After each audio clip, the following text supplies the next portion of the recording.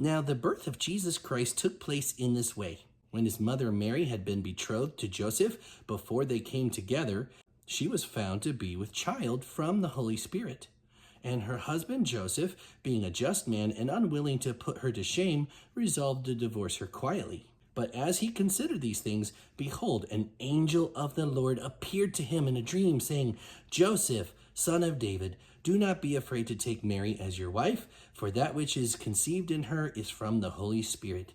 She will bear a son, and you will call his name Jesus, for he will save his people from their sins.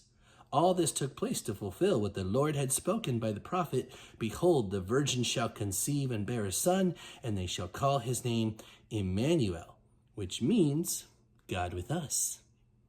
When Joseph woke from his sleep, he did as the angel of the Lord commanded him. He took his wife, but he knew her not until she had given birth to a son, and he called his name Jesus. Now after Jesus was born in Bethlehem of Judea in the days of Herod the king, behold, wise men from the east came to Jerusalem, saying, Where is he who has been born, King of the Jews? For we saw his star when it rose, and we have come to worship him. When Herod the king heard this, he was troubled, and all Jerusalem with him. And assembling all the chief priests and scribes of the people, he inquired of them where the Christ was to be born. They told him, In Bethlehem of Judea, so it is written by the prophet, And you, O Bethlehem in the land of Judah, are by no means least among the rulers of Judah, for from you shall come a ruler who will shepherd my people, Israel. Then Herod summoned the wise men and secretly ascertained from them what time the star had appeared. And he sent them to Bethlehem, saying, Go and search diligently for the child. When you have found him, bring me word that I too may come and worship him.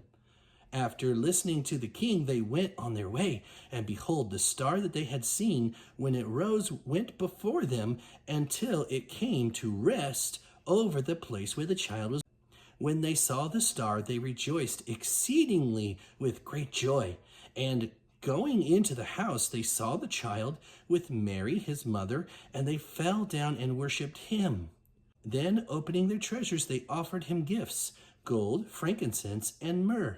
And being warned in a dream not to return to Herod, they departed to their own country by another way. Now when they had departed, behold, an angel of the Lord appeared to Joseph in a dream and said, Rise, take the child and his mother, and flee to Egypt, and remain there until I tell you, for Herod is about to search for the child to destroy him.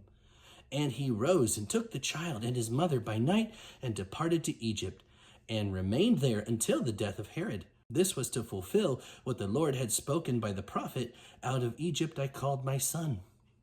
Then Herod, when he saw he had been tricked by the wise men, became furious, and he sent and killed all the male children in Bethlehem and in all that region who were 2 years old or under, according to the time that he had ascertained from the wise men. Then he fulfilled what was spoken by the prophet Jeremiah. A voice was heard in Ramah, weeping and loud lamentation, Rachel weeping for her children. She refused to be comforted because they are no more. But when Herod died, behold, an angel of the Lord appeared in a dream to Joseph in Egypt, saying, Rise, take the child and his mother, and go to the land of Israel, for those who sought the child's life are dead. And he rose and took the child and his mother, and went to the land of Israel. But when he heard that Archelaus was reigning over Judea in the place of his father Herod, he was afraid to go there. And being warned in a dream, he withdrew to the district of Galilee. And he went and lived in a city called Nazareth, so that what was spoken by the prophets might be fulfilled, that he would be called a Nazarene.